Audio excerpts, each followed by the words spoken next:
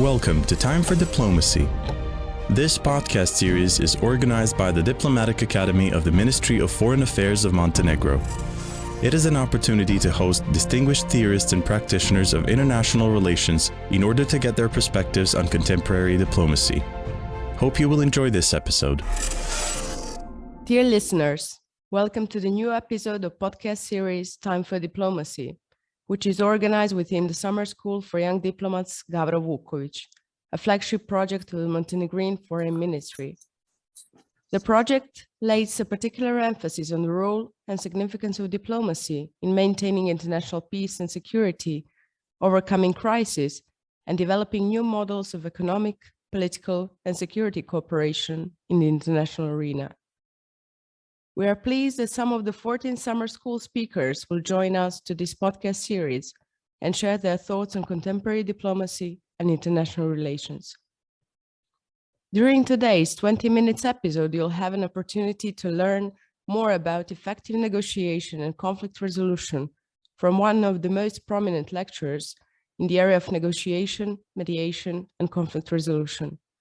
Our guest today is Professor Siniša Vukovic, a senior lecturer of conflict management and global policy at Johns Hopkins University School of Advanced International Studies, based in Washington, D.C., where he also serves as academic director of the MA in Global Policy. He's also a visiting professor at the Institute of Security and Global Affairs, Leiden University, the Amsterdam University College, and University of Amsterdam. The current trends in international relations seems to have fostered the popularity of mediation and peacemaking. So Professor Vukovic's book, International Multi-Party Mediation and Conflict Management, published in 2017 by Routledge, is currently ranking first on Amazon in War and Peace and International Law, as well as second in international relations. Professor Vukovic has taught a variety of graduate and undergraduate courses related to the field of conflict management, with a particular focus on the processes of negotiation and mediation. He also serves as trainer and consultant for various foreign ministries and diplomatic academies, while his work has been published in numerous scholarly journals. Professor Vukovic, welcome to Time for Diplomacy. Thank you very much for inviting me. It's a pleasure to be with you. Thank you very much. So let's start right away. Can you provide us with some theoretical background on the topic of negotiation? What does it take for it to be successful? Why parties decide to engage in negotiation process? And can you perhaps explain to our listeners what does the term positional bargaining mean? Those are very interesting questions. Namely, the issue of success in negotiations is one of the most challenging and elusive topics in international affairs in general, not just in peace and conflict studies.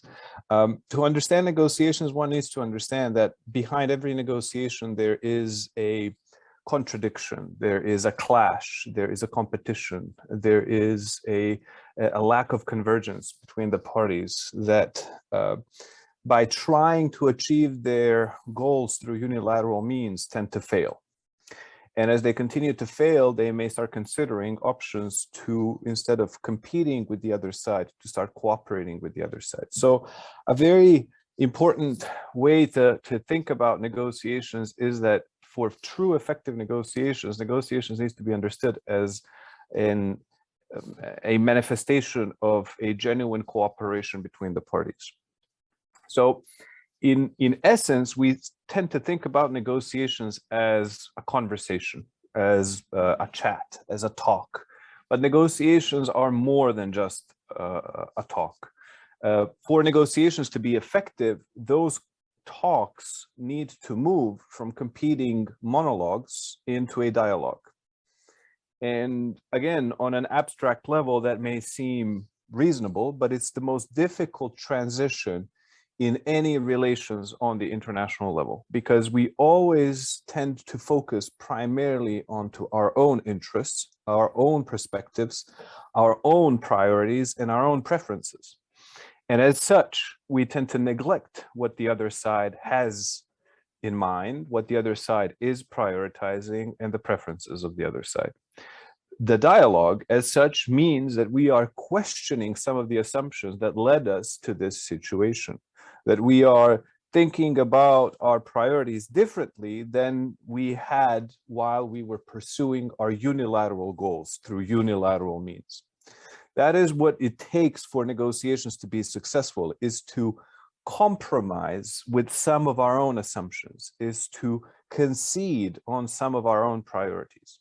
So success as such tends to be very ambivalent. We can think about success on a procedural level. We can think about success as in reaching a deal. We can think about success as making that deal stick.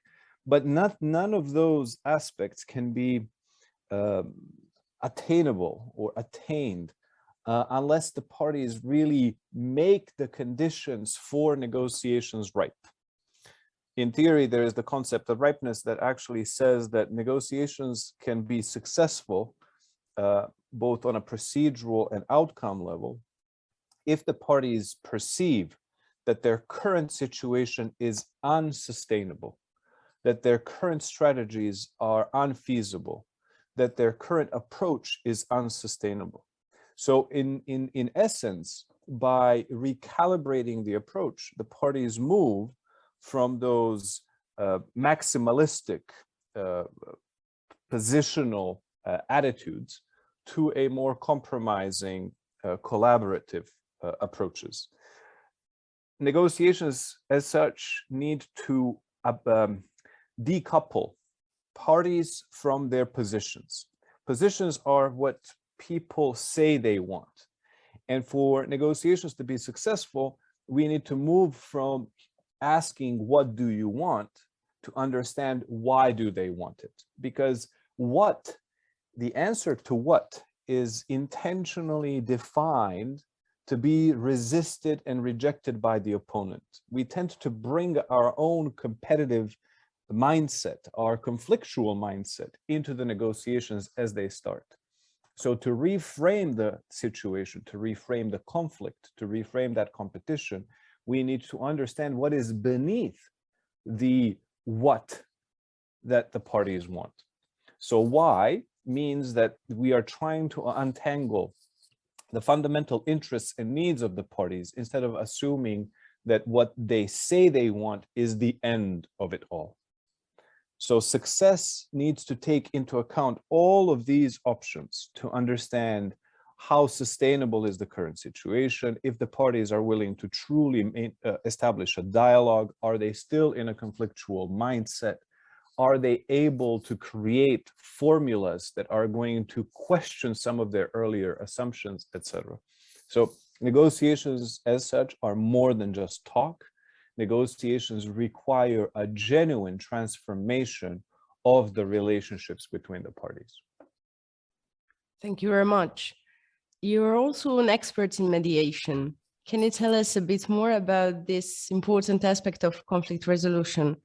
What makes a mediator truly good, and what criteria should be taken into account when choosing one? So mediation is best understood as a facilitated or assisted form of negotiations. So everything I have just said about negotiations is applied or applicable also when it comes to mediation. Mediation only brings in an additional player, an outside player that we call a mediator. Now, in layman's terms, mediation is often associated with facilitation. And one of the biggest problems about understanding mediation on the international level is that we tend to equate mediation that happens domestically in a regulated system, in a structured environment, and international mediation that happens in a highly volatile and unstructured global system. We do not have a predetermined mediators for any given conflict. Mediators can come from different walks of life and different backgrounds and different environments. For that reason, mediation is an ad hoc process on the international level. There is no higher authority that is predestined to mediate any given conflict, like we have on the domestic level, where you have paid professionals who do that for their living, and they go home and they forget about what they're doing. On the international level, mediation is a manifestation of foreign policy. It's the most cost-efficient tool of foreign policy, because the essence of mediation is to find a peaceful settlement between conflicting parties. And the norm of promoting peace is one of the most sought after norms globally. So by in embracing that type of approach, parties on the international level may use mediation for their foreign policy goals. Another thing to keep in mind is that that implies that every mediator has an idea how that conflict should be handled. So conflicts do not occur in vacuum. They occur in a very specific contextual or an environment. Because of it, the selection of mediators is contingent on the conflict dynamics. So we have an endless pool of potential candidates, but when you start matching the candidates to the context in which the mediation is supposed to happen, the pool gets smaller and smaller. And we end up with a handful of potential mediators who may be able, but the question then is, are they willing to mediate? Because mediators need to be both able and willing, we need to take into account that as such, mediators will project onto the peace process their own interests, their own agendas, their own readings and understandings of the conflict, their own normative biases about the solutions that they're trying to formulate. So mediation on the international level is defined, is characterized by a number of aspects or a number of features that do not exist on the domestic level. One of the most controversial features of mediation on the international level is the question of bias. And by some naive understanding of mediation, we may assume that bias is a liability outright, where in fact, as empirical evidence shows, bias is actually an opportunity that needs to be taken into account. No mediator is deprived of their own interests. Every mediator has their own understanding of the conflict. So as such, they will project those prerogatives onto the process. They cannot be absolved of any type of understanding. And in fact, they are invited to be mediators because of their reading of the situation. So if you want to put it in practical terms, if we were to select mediators who are completely deprived of interests and have nothing to do with the conflict so that they can keep an unbiased or neutral stand in the conflict, all peace processes would be handled by small island Pacific states that are very remote and very distant from anything that is happening around the world. And yet we know that none of them is ever mediating a situation that is escalating. So the question really is, why are various international and regional organizations and small, medium-sized, and global powers mediating conflicts? Well, the answer is because the more they have a vested stake in it, the more committed they're going to be. And the parties know that.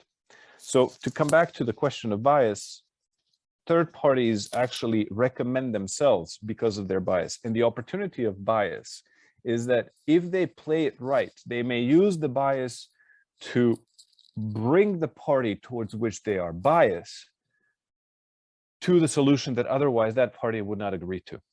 So that's one of the reasons, for instance, why Palestinians always wanted Americans in the Middle Eastern peace process, is because the Americans are the only ones that can persuade, that can convince, that can nudge, that can leverage Israel into an agreement. That's why the UN is not in that process, because UN lacks that leverage towards Israel. The question about leverage, the question about power as such, then becomes the second most important part of discussion about mediation, and equally controversial as bias. So if bias may present an opportunity, another important opportunity comes with leverage. Mediation is a leveraging process. Mediators exercise power onto the parties to move them in a direction towards a solution that they are both unable and unwilling to find on their own. If they would have wanted that solution on their own, they would not need a mediator. So the mediator or the mediators are required to apply certain tools, resources, incentives towards the parties in order to recalibrate their cost-benefit analysis, make them realize that the situation is ripe for resolution, and to commit to a solution that without the mediators, they would not commit to. So power as such then becomes a very important theme in understanding mediation. For power to be effective, the conflicting parties need to recognize that the other side has power over them. They need to surrender themselves to the power of the mediator. And that power can come in various forms, both material and non-material. And in fact, the more efficient form of power in peacemaking, in international affairs, is the non-material form of power. That is what we call co-optive power or soft power. It's the power that allows the parties towards which that is exercised to internalize the change and do this because they want to do it. Coercive power or material power, be it military or economic, is effective only as long as it's applied. Once it's no longer applied, the parties have not internalized the change and they can go back to what they were doing before. In other words, that form of power means that parties are doing what otherwise they would not do. In a non-material sense, parties are made to want what otherwise they wouldn't want. So it's a deeper transformative aspect of power. And to wrap up about mediation, I always like to quote one of the foremost mediators in the world, Martti Ahtisaari, the former president of Finland, who got the Nobel Peace Prize for his mediation efforts around the world, who like to equate mediation with that of a midwife. So a midwife is not responsible for the pregnancy, just as mediators are not responsible for the conflict. Mediators are not conflicting parties. They do not have a root cause or a deep grievance that they need to sort out within the conflict resolution process. But once they get involved, they become a party to the conflict whose behavior shapes the conflict itself. Just as midwives, once they start assisting the delivery, the birth of a child, they become a fundamental, a linchpin player in the entire endeavor. So their role is to deliver the baby and to deliver a healthy baby, which hopefully is in the best interest of both parents. The same as mediators are supposed to deliver an outcome that is going to be owned, that is going to be embraced, that is going to be transferred to the conflicting parties that they will commit to on the long term. And mediators may stay after the agreement has been signed to see through the initial stages of implementation, just as the midwife may consult the parents for the next couple of weeks. But that role fades out, just as the role of mediators fades out if the parties are able to completely own up to the commitment that they have made in the peace agreement. We see also that this is a perfect case scenario, and that in many cases, the peace processes collapse because they have been constructed by the mediators in a way that the parties do not want to commit to. So to highlight one very important aspect about both mediation and negotiations that I started with is that both are voluntary processes. And if the parties do not see the outcomes as enticing opportunities, as something that they want to commit to, peace agreements may become scraps of paper, and they may negotiate in a sense that they may converse and they may be in the process, but they are doing it to buy time, to regroup, rearm, gain international legitimacy, but not to commit to a transformative process of settling the dispute with the other side. So for that reason, mediation and negotiation is vulnerable to these types of self-centered, self-interested behaviors of the conflicting parties. So finding a solution that the parties are willing to live up to, and that it's better than the outcomes they can achieve on their own or through fighting, is a true art. I'm much obliged for your profound insights on these important issues, as well as for providing me with the premise for my final question. So in the current geopolitical setting, it seems impossible to talk about negotiation without making reference to the Russia-Ukrainian war. How these previously mentioned conflict resolution and peace building techniques might be applicable to the ongoing conflict. And in your opinion, who may be an effective and credible third-party mediator in these negotiations? And what needs to happen so the parties finally engage in constructive and effective peace negotiations? That's a very good question. And oftentimes politics and punditry around the world tends to place too much of an expectation onto the negotiations. So if you look at the case of Ukraine right now, everything that I have said, just answering your previous two questions, plays out. First and foremost, negotiations are a political tool. So parties may talk, but they are not really negotiating to end the conflict that they are affected by. We see that for weeks, for months now, that delegations meet, delegations talk, they take photos, they issue statements, but there's nothing much that happens afterwards. In other words, mediation is used as a smokescreen to buy time, to gain international legitimacy, to seek international support, to regroup, rearm, catch a breath, reconsider certain options, but not to settle. And we need to understand that that is what negotiations most frequently are used for, as that type of devious objective.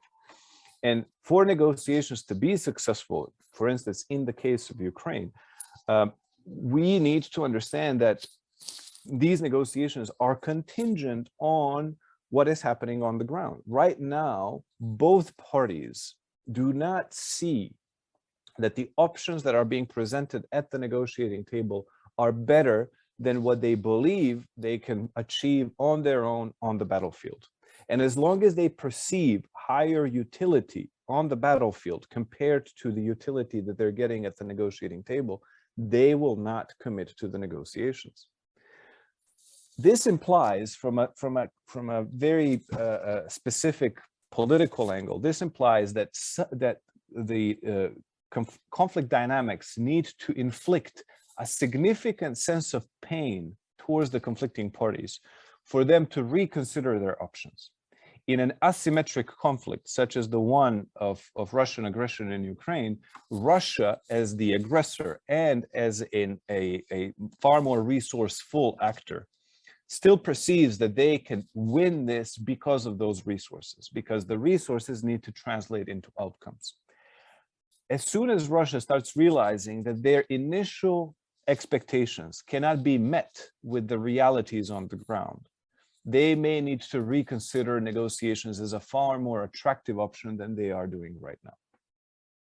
So the point is, for negotiations to be successful, significant changes in conflict need to happen so that the parties lose all hope that they can actually achieve something by fighting.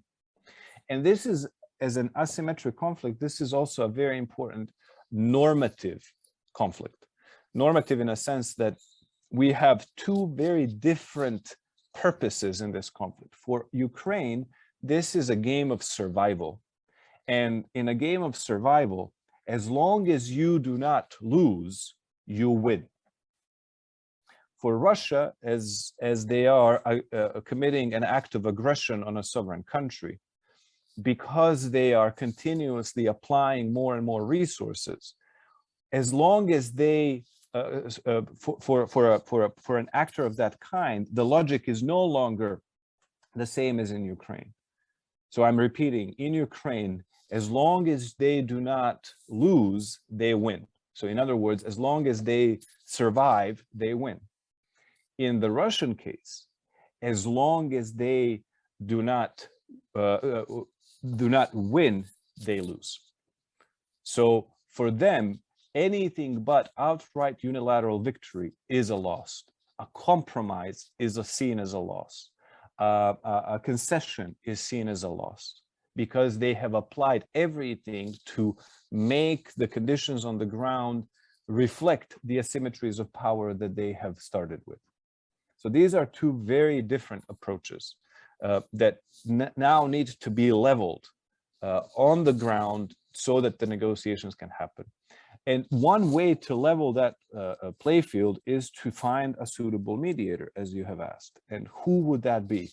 Well, in practical terms, we don't yet have a very strong candidate for the position. There were some ideas about having Israel as a potential mediator because Israel has good relations both with Russia and with Ukraine, but Israel understood that in order to ripen the conflict, it had to apply certain tools, certain resources. It had to compromise on some of the relationships, which they didn't want to do because it would jeopardize Israeli foreign policy goals. So they backed away. Same can be said about the current process led by Turkey. Turkey may be deemed as a suitable candidate, but Turkey lacks leverage over Ukraine, and it lacks the willingness to apply leverage over Russia.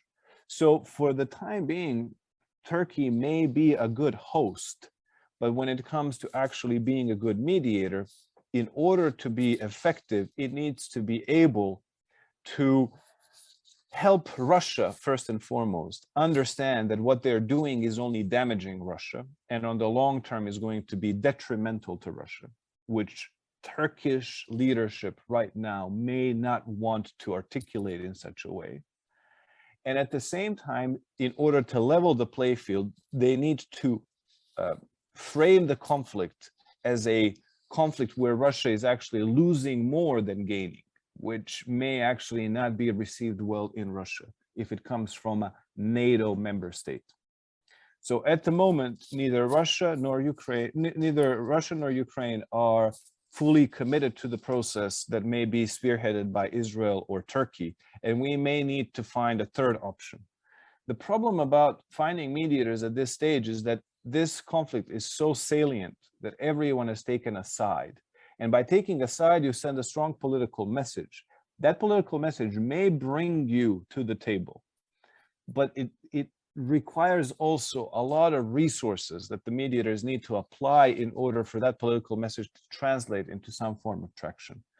I'm very skeptical that given the situation on the ground and the polarization of the conflict, that any mediator will emerge in days to come. I have said that at the beginning of the conflict, where negotiations immediately started, there is not much to be expected from these negotiations.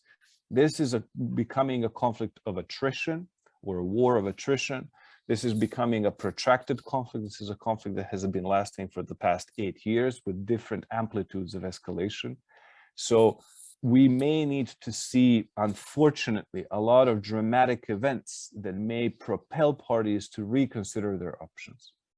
A lot of dead bodies, body bags, damaged infrastructure, tarnished reputation that may propel someone, especially in Moscow, to say, enough is enough, we are not getting what we wanted, we need a way out. And negotiations have to be seen as a way out through which they can save face. Right now, they see negotiations as a face-losing endeavor because they thought this was going to be an easy win. So we're yet to see how likely is a negotiated solution. Maybe a ceasefire, but ceasefires break down very easily. So this, from empirical evidence, sometimes it needs to get really ugly before the bright day. Professor Vukovic, thank you very much for providing us with a fresh and constructive perspective on some of the most lingering issues of contemporary diplomacy. Thank you very much for having me. This podcast series is part of the project supported by NATO Public Diplomacy Division, whom we are particularly grateful for having recognized the program of summer school as conductive to the Euro-Atlantic agenda for a more secure and prosperous world. We also owe special gratitude to our long-standing partners, UNDP Montenegro. This podcast series is a part of Summer School for Young Diplomats Gavro Vukovic project, the global platform that brings together young diplomats from all over the world and provides opportunities for learning, sharing, and networking.